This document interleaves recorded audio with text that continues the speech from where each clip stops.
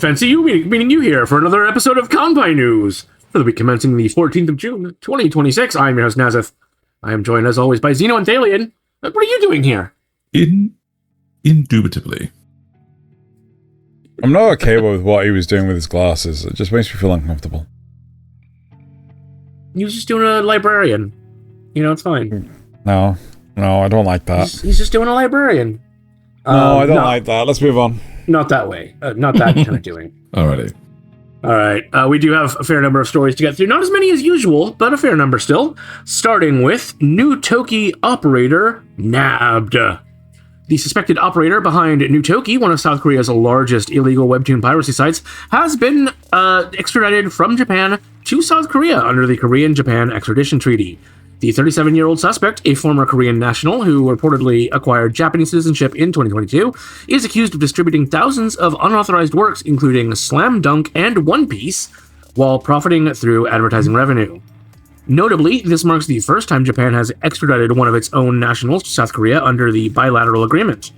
Newtoki and its affiliated platforms, including Monotoki and Booktoki, shut down in April and amid mounting enforcement pressure. They are really going all out on this particular piracy site. I wonder if it's actually talkie. Like, you know, people have book talk, you know, so maybe it's Newtoki and book talkie. No, it's not. It's Toki. It's Toki. 100% Toki. All right. So, next up. Kadokawa's Freelancer Fiasco. The Japan Fair Trade Commission is set to issue a recommendation to Kadokawa over suspected violations of Japan's Freelance Act. According to the Yomiuri Shimbun, Kadokawa failed to provide payment windows in contracts for roughly 100 freelance writers, stylists, and illustrators since winter 2024, largely due to the company's habit of placing orders verbally. Cheeky bastards. Kadokawa has also allegedly been late on certain payments. The company acknowledged the investigation and stated it is taking the matter seriously. This follows a prior FTC warning to Kadokawa and subsidiary Kadokawa Life Design for improper payment reductions in November 2024. Oof. So this is what it's like to have actual government-enforced workers' rights. Yeah. In America. Crazy.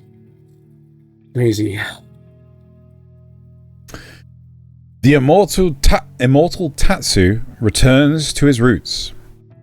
Shinchosha's Comic Bunch channel has released a special anime promotional video of Kyosuke Ono's The Way of the House Husband manga, featuring a never-before-seen scene of Tatsu raiding a rival gang's headquarters during his Yakuza days.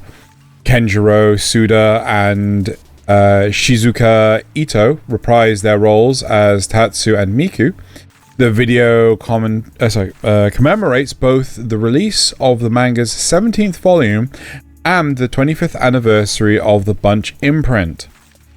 Viz Media currently published the manga in English, with the 15th volume released on January 20th.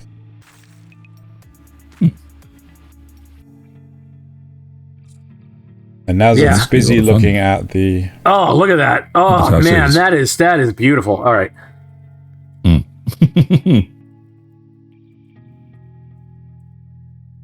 Xeno, you'll be happy to know the Kingdoms of Ruin calls it a day. Yoru Hashu's The Kingdom of Ruin manga has published its final chapter on Mag Garden's Magcomi website, with the 15th and final compiled volume set to ship on July 9th. The final chapter will be freely available to read on July 14th. Interesting. The manga, which launched in Monthly Comic Garden in April 2019 and resumed serialization for a second part in November last year, follows a vengeful wizard seeking to destroy the empire that exterminated all witches. Seven Seas publishes the series in English, and an anime adaptation premiered in October 2023 on Crunchyroll. And now that the manga's over, hopefully we'll never see another season. Oh... You know they're going to try. Yeah. Next up, Double X marks the spot after 33 years. Crunchyroll will exclusively stream a remastered version of X2 Double X OVA worldwide starting June 10th at 3 p.m. Eastern District Time. marking the project's first official digital release. The roughly 28-minute work, originally released on VHS in 1993, combines Clamp's illustrations from the X-1999 manga with 4 X-Japan songs written by Yoshiki. The final segment features an anime co-produced by Madhouse and directed by Rintaro, who also directed the 1996 X film. Yoshiki described the collaboration as groundbreaking at a time when rock band and anime crossovers were nearly unheard of. There's enough X's in this to make Elon Musk wet. Oh my god! All right.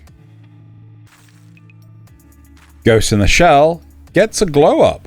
Bandai Namco Filmworks has revealed the 4th promotional video for Science Seru's The Ghost in the Shell television anime, debuting the ending theme Blue by Millennium Parade, featuring Saya Gray and Daniel Caesar. What? Just wondering if it's the right speed, because it seems to be going really fast. Don't know. Right. The anime's first 2 episodes will screen at Anime Expo on July 4th at the JW Diamond Hall at 2:45 p.m. PDT. Followed by a panel with director Moko-chan and staff. The series features scripts by novelist To Enjo. How do you? No, I don't know how you pronounce that. Enjoy. Character designer by Shohei Hanada. I think that's Handa. Shuhei Handa, sorry.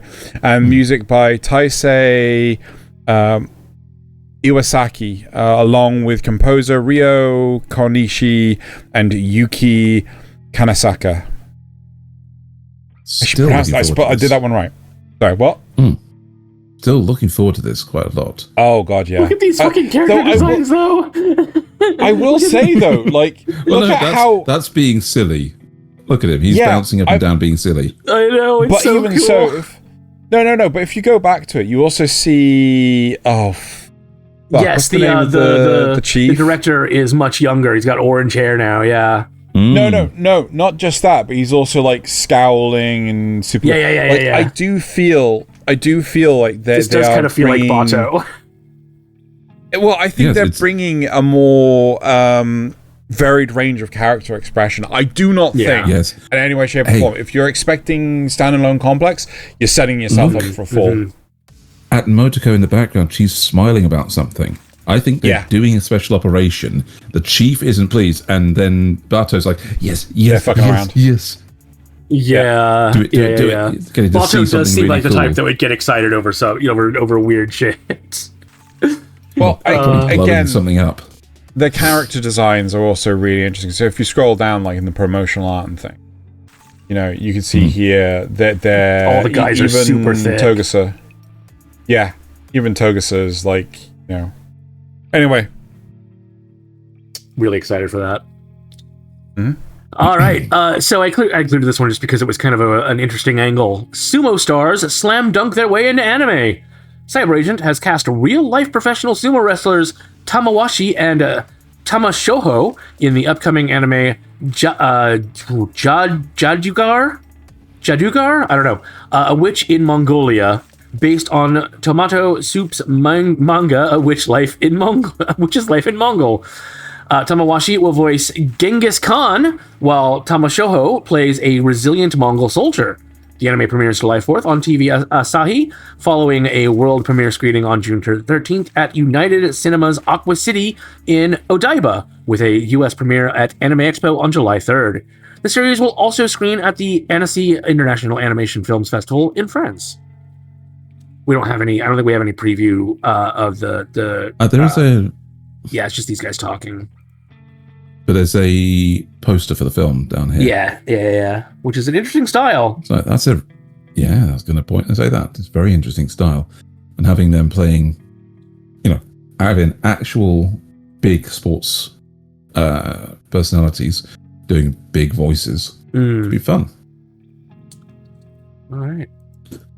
Next up, Ninja Scroll slices its way back into theaters. Sentai Filmworks will screen the 4K remaster of the classic 1993 film Ninja Scroll in the US and Canada on October 4th, 5th, and 7th. The restoration, supervised by director Yoshiaki Kawajiri, was produced from a 4K scan of the original 35mm negatives. The film previously had its world 4K premiere at the 76th Berlin International Film Festival in February, marking the first anime film featured in the event's Berlinale Classics selection. A limited edition 4K UHD Blu-ray Steelbook is also planned for early 2027, so you can own this 4K remaster yourself. I might have to do that. I love this movie. This movie is so a product of its time. I don't know how they're going to get away with showing this in theaters, but I'm sure they got a plan. But yeah, just raise it appropriately. Just look at that beautiful. This is only 1080, but still, like, oh. All right. But rescanning the film is so much fun. Yeah. Time leaps and temp tats. To celebrate the 20th anniversary of The Girl That Leapt Through Time, Filmmarks will distribute limited edition temporary tattoos styled after the time leap counter from the film at participating Japanese theaters. The tattoo will be handed out during the first and third weeks of the 4K revival screening beginning July 3rd and during 4DX screenings starting August 21st. Theaters will also distribute limited mini hand fans on July 13th featuring a What If summer date illustration of Makoto and Chiaki. Adult tickets are priced at... What? Oh, okay. That's that fan. Yeah. Adult tickets are priced at 1,700 yen, about 11 US. Jesus Christ! Why is it so cheap? With tickets for high school students and younger at 1,000 yen, about $6 US. Oh my God! Probably because it's a re-release of a movie and not a new movie. Nah, man. Our cinema tickets are stupidly expensive. Oh yeah, ours too. They are. So I think this is 0, 10, 20, 30, 40, 50, 60, 70, 80, 90. Or you could read the number 01, 02, next to 03, it. 04. So you got 0, 1, 2, 3. Nah, 4, that doesn't make sense. Nasuth. They're temporary tattoos. They're reversed until they're on the skin. That doesn't make sense. No, it's clear because why would you only go through 9 loops? That doesn't make any goddamn sense. 90 loops. Now there's a story.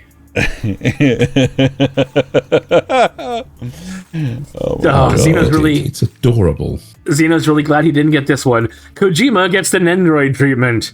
Good Smile Company has revealed a Nendoroid figure of acclaimed game designer Hideo Kojima, currently on display at Good Smile Fest 2026 at Bellasail Akihabara in Tokyo. The festival runs June 6th and 7th, so it's already over, before traveling to Umeda Crystal Hall in Osaka on August 22nd and 23rd. As with most figures previewed in development, the Kojima Nendoroid is subject to change, pending licensor approval. No release date or price has been announced yet, but Xeno is totally going to order this as soon as it's available. No, bog off. He wants that little. He wants that little pencil line of chin hair. Fuck yep. No. Yep. So for our last news of the day, the Keroro and Gundam's first official bromance. Sorry, that just big. The Sergeant Frog and Mobile Suit Gundam franchises have released 4 official collaboration illustrations ahead of the latest Sergeant Frog film, opening June 26th. Sergeant Frog creator Mina Yoshizaki and Gundam character designer Yoshikazu Yasuhiko each personally drew pieces for the collection, marking the first official collaboration art between the two franchises, despite years of Sergeant Frog Gundam parodies. 2 collaboration plastic model kits were also announced, the Keroro Robo Mark II Titans Color, releasing January 26th, and the 144 Real Grade RX 178 Gundam Mark II Keroro version, available via Premium Bandai's hobby online shop. And I'm so cool. I'm not gonna lie, I love this image of Amuro and Char just having a ball. Like that's so wrong in so many ways, and I love it. Yes. And the poster with them lined up behind him as like menacing figures. Yeah, very Gundam. Very Gundam. This is so adorable, but so wrong. Yeah. Right. Moving on to the anime, manga, novel, and audiobook releases for June 7th to 13th. The bulk of the releases are on June 9th, with some exceptions. In anime, Anime Ego released Alien 9 Blu-ray disc for $30, and Hitori Simply Wishing for Hope Blu-ray disc for $20. Viz Media released Sailor Moon Crystal Seasons 1-3 Collection Blu-ray disc, $105. Ooh. In manga, J Novel Club released Descendants of a Bookwoman Part 4 graphic novel 4 for $16. Seven Seas released The Blade at My Back Has Her Eye on Me. Jesus Christ. No, I got that wrong. The Babe on My Back Has Her Eye on Me. I'm Done For graphic novel 1 for $14. And I assume that's Boys Love Game Rebirth, or BL Game Rebirth, My New Life as the Hero's Younger Brother, graphic novel 4 for $15. Viz Media released Dan Da Dan graphic novel 19 for $12. I need to go do something real quick. Bear with me. Kodansha USA released Mobile Suit Gundam The Origin Deluxe graphic novel 6 for $55. What the hell? Okay. In digital manga. 6. What was it? In digital manga, Mobile Suit Gundam The Origin Deluxe. Yeah? Like, I don't know if they have like lots and lots of pages in it, but anyway.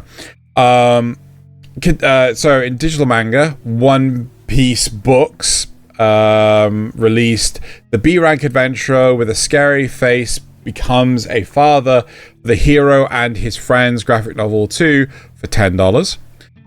Seven Seas released Boys Love Game Rebirth blah blah blah blah blah for $10. And on June 11th released Magic Repo Man. Sorry, the concept alone is amazing. Magic Repo Man, dumped by my party. I'll cash in with a cute support fairy to become the strongest.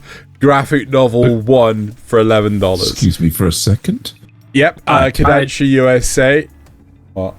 Oh, sorry, I thought you were done. What? No. I was just going to say there's Reincarnated as a Sword has a new one too. I don't know if that's nice. I know you love that. It's not Nasuth. I know you love that. Right. Kodansha USA released Giant Killing graphic novel 55 for $11. I don't think I've known anything to hit 55 volumes. One Piece. I don't know that one. And then Hobunsha released Sumasho graphic novel 14 for $7. Then moving on to novels. Yem Press released before the tutorial starts, A Few Things I Can Do to Keep the Bosses Alive novel 4 for $16. Invaders of the Rokujoma collection edition novel 14 for $33. Once Upon a Wish's Death novel 3 hardcover for $20. J Novel Club released Campfire Cooking in Another World with My Absurd Skill Omnibus novel 6 for $25. And Seven Seas released Virgin Knight. I wish I said Viking Knight. Virgin Knight, I Became the Frontier Lord in a World Ruled by Women novel 3 for $16. Wow, and he's still a Virgin Knight. In digital novels, J Novel Club released... Jesus fucking... Right, okay. Private Tutor to the Duke's Daughter, novel 20 for $8. Sorry, if you're trying to wonder what I was trying to do, I was trying to work out where the end of the next one was in terms of a title, so I could see how much it was costing, so I could see if they were the same. Anyway, The next one, on June 12th, backstabbed in a backwater dungeon, my trusted companions tried to kill me, but thanks to my gift of unlimited gacha, I got level 9,999 friends, and I'm out for revenge on my former party members, novel 12, oh my god, for $9. And on June 8th, scooped up by an S-rank adventurer, the White Mage is one heck of a healer, novel 3 for $10. I actually watched 9999 gacha. Meh. Seven Seas released on June 11th. The condemned villainess goes back in time and aims to become the ultimate villain, novel 8. And my girlfriend cheated on me, and now my flirty underclassman won't leave me alone, novel 2. Both for $10 each. Then in audiobooks, Yen Press released The Bubble Love of the Mermaid, novel 1, and The Eminence in Shadow, novel 5, both for $26. And Seven Seas released on June 11th. The Seventh Time Loop, the villainess enjoys a carefree life married to her worst enemy, novel 4. Betrothed to my sister's ex, novel 1. And Trapped in a Dating Sim, Otome Games Are Tough for Us 2, novel 4, all 3 for $25. And that's it for this section that I was doing. I have some good news. Uh-huh. Yeah. Magic Repo Man is slated for a anime this year. Oh my god. I thought that sounded familiar. Hmm. 2026 All right. Adaptation. And now on to everyone. Fairy is an appropriate level of smug. So the fairy in it is an appropriate level of smug little thing. So I am very much looking forward to it. This just sounds like a bad ripoff of Handyman Saito. Anyway, now it is time for everyone's favorite part of the show, the facts and rumors. Starting with Solo Leveling Season 3 will air in 2027. This is technically a rumor? DNC Media, the South Korean publisher and IP holder for Solo Leveling, confirmed in its Q4 financial report, which came out June 9th, 2026, that Season 3 is in production with an expected release date window of 2027 to 2028, not a confirmed 2027 date specifically. Let's face it, it'll probably be 2028. Righty. And our second and last, Kagurabachi anime, scheduled for April 2027. And this one is fact. The official Kagurabachi anime website confirms the TV anime adaptation, produced by Studio Cypic, is scheduled to begin broadcasting in April 2027. The announcement was made on April 27th, 2026 at Shueisha's Jump Press 2026 livestream, with producers Cyber Agent and Shochiku as issuing the official press release. All right. Now, I've not read the Kagurabachi manga, but I've heard it's a fairly okay one. It's basically the next big Shonen Jump. It's everyone's frothing at the mouth for him. But this is interesting. I've never heard of Cypic. I've never heard of them before. Oh, and I think we've had a story of them about them before, but I might have skipped it. It's just Cyber Agent's new anime company, essentially. I think they formed it with somebody else. Never heard of Cyber Agents either. Yeah, you have. I'm wondering if it might be something to do with like Psy games and things like that. But like, you know, I've never heard of a studio like this covering a Shonen Jump story.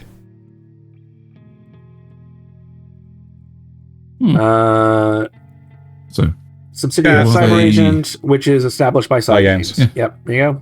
Yeah. And so what else have they done there? Connect Redive. What? Cypic? Yeah, scroll down. Yeah. I don't know if Cypic has actually done anything yet. Just scroll the fuck down, Nasuth! I was... No, Princess Connect Redive? Princess Connect, the Idol Master, Brave Bang Braven. Oh, there you go. Apocalypse Hotel, Summer Hikaru died. The World is Dancing. And then Kagurabachi and the Summer Hikaru died Season 2. There you go. There you go. There's some Fair news. enough. Yeah. Yeah. There you go. Yep, there you go. Made a big name for themselves. Yeah, there you go, Nasuth. Anyway. All right, that does it for the news this week. Make sure you stay tuned later this week for Kanpai Cast, where we're doing kind of a weird, almost review show. It's a good. It's actually, it's weird that I called it a weird review show because it's a review show of weird things. We